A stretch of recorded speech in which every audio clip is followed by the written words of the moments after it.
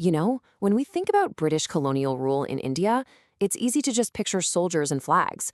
But the real story, the one that affected millions of people, was what happened in the countryside.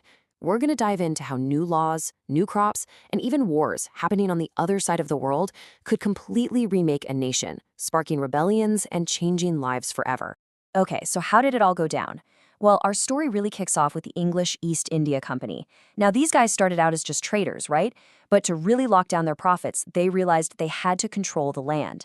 And their first big experiment in trying to re-engineer an entire rural society, that happened in Bengal. So the company had a problem. It needed cash, a steady, reliable, predictable flow of it. Their solution was, well, it was pretty radical.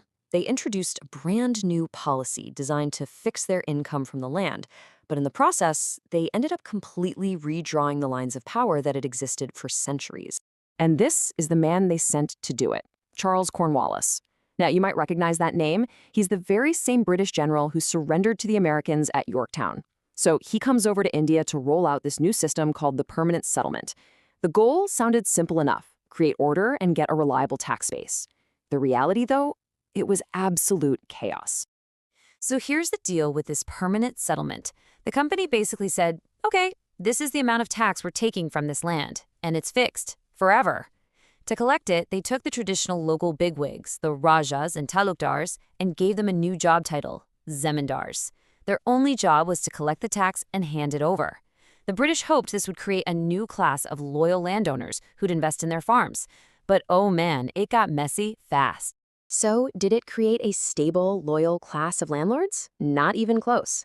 In fact, the permanent settlement basically pushed the traditional zamindars right to the edge of a cliff.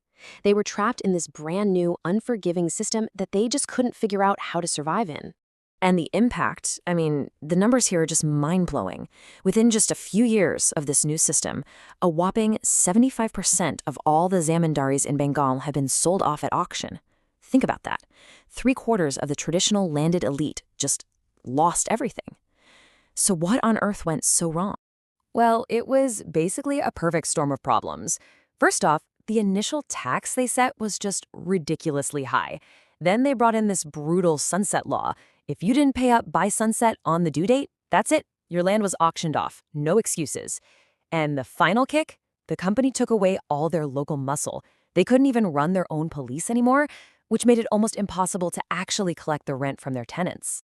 But you can't count these guys out. They were clever. They figured out ways to fight back, using these, let's call them creative legal strategies. The most famous was the fictitious sale. A zamindar would just not pay his taxes on purpose, let his estate go to auction, have his own people buy it, and then they'd refuse to pay. They'd repeat this again and again until the government and all the other bidders just gave up, and the zamindar could buy his own land back for peanuts. Now, while the old guard, the zamindars, were scrambling to survive, a whole new power player was rising up from inside the villages themselves, the Jotedars. These guys were wealthy peasants, the big fish in the small pond. They lived right there, controlled local trade, acted as moneylenders, and had a ton of power over the poorer farmers. And guess who was buying up all those auctioned estates? Yep, the Jotedars. Okay, so let's shift gears. We're leaving the flat plains of Bengal and heading for the rugged, forested Rajmahal Hills, because here we see a totally different kind of conflict, a direct clash between two completely different cultures and their ways of life. And you can boil this conflict down to two simple tools: the hoe versus the plow. On one side, you have the Paharias, the original people of these hills. They lived with the forest, practicing a kind of shifting cultivation with a simple hoe. On the other side, you have the Santhals. Now, the British loved these guys. They saw them as ideal settlers who would come in, clear the forest, and farm the land with a proper plow. And it's so interesting how the British saw this landscape. They were completely torn. Their artists would either paint it as this beautiful, romantic, untouched paradise, or they'd see it as a dark, dangerous, wild place that had to be conquered and tamed. There was really no in-between for them. So, to tame this wilderness, the British did what they did best. They drew a line on a map. They carved out this huge territory called the Zamindari, which basically means the skirt of the hills, and they officially gave it to the Santhals. The plan was pretty simple: get them to settle down and farm. which would mean more tax money, and it would also push the less cooperative Paharias further and further back into the mountains. And you know what? At first, it seemed to work like a charm. Santhal settlements just exploded. But pretty soon, the Santhals realized their dream had turned into a nightmare. They were getting crushed by state taxes, exploited by moneylenders, and squeezed by Zamindars. Their promised land had become a trap. And in 1855, they'd had enough, and they rose up in a massive, violent rebellion. It's fascinating to see the before and after in British art from this period. Before the revolt, you see these calm, almost romantic pictures of Santhal life. They're the perfect, hardworking, peaceful subjects.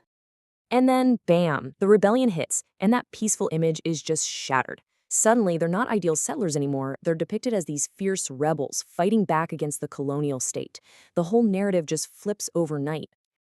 And the British response? It was exactly what you'd expect. Overwhelming, swift, and absolutely brutal. They brought in the army, crushed the rebellion, and made a very public, very violent example of anyone who resisted. All right, for our final story, we're heading west to the Bombay Deccan. And this one is fascinating because it shows just how connected the world was becoming. We're going to see how a war fought thousands of miles away, the American Civil War, would light a fuse that led to yet another massive peasant revolt in India. So how does that work? Well, think about it. Before 1861, Britain's gigantic textile industry ran almost entirely on cotton from the American South. The Civil War starts, and suddenly, that supply chain is completely choked off. American cotton imports dropped to less than 3% of what they were. For British industry, this was a full-blown crisis. Desperate for a new supplier, Britain turned its eyes to India. And just look at what happened to the price of Indian cotton. It just went to the moon, more than tripling in just 4 years. This kicked off an absolutely insane speculative cotton boom in the Deccan region. Yeah, this quote really says it all. All of a sudden, money was flowing like water. Moneylenders, the Sahukars, were practically throwing cash at peasants, telling them, plant cotton, plant more cotton. Here's a huge loan to get you started. For a little while, it must have felt like a gold rush. And you can just feel the frantic energy here. A whole economy just popped up to get this white gold from the fields to the ports and then all the way to the mills in England. It was a total whirlwind, a mad dash to cash in on the boom. But like all booms built on shaky ground, this one was about to go bust. In 1865, the American Civil War ended. American cotton came flooding back onto the market, and the price for Indian cotton just collapsed.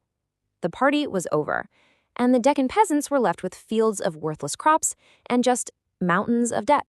10 years later, that desperation finally boiled over into the Deccan riots. And what's so telling is what they went after.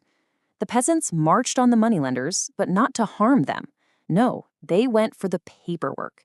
They wanted the account books, the debt bonds, the physical proof of their impossible debts, and they burned them in huge bonfires. They weren't just attacking a person, they were attacking the entire system. So when you step back and look at all these stories, the landlords in Bengal, the forest dwellers in the Rajmahal Hills, the cotton farmers in the Deccan, you see this clear pattern, right? British rule wasn't just a change in government. It was a massive, disruptive earthquake that shook the very foundations of rural life. Old worlds, like the one symbolized by this decaying palace, were just swept away, replaced by new systems that created wealth for some, but also created entirely new kinds of struggle for millions. And it all leaves you with this big question, one that's just as relevant today as it was then. When huge new economic systems are forced onto a place, who actually gets to decide what progress looks like? And more importantly, who always ends up paying the price?